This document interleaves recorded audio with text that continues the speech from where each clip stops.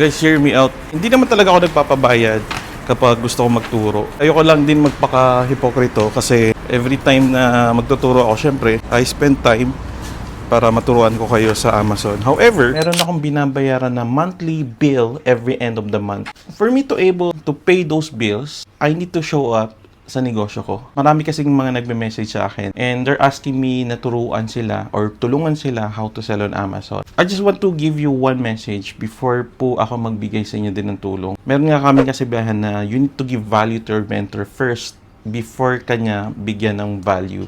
When I started in the business, I also give value to my mentor. Siyempre, bilang isang negosyante, sino ba naman ako para bigyan niya ng oras at tulungan at turuan ng mga dapat na gawin pagdating sa pagninegosyo. Nung nag-start ako sa pagninegosyo, sila talaga yung naging katuwang ko when it comes to business. What I did, I give value to them.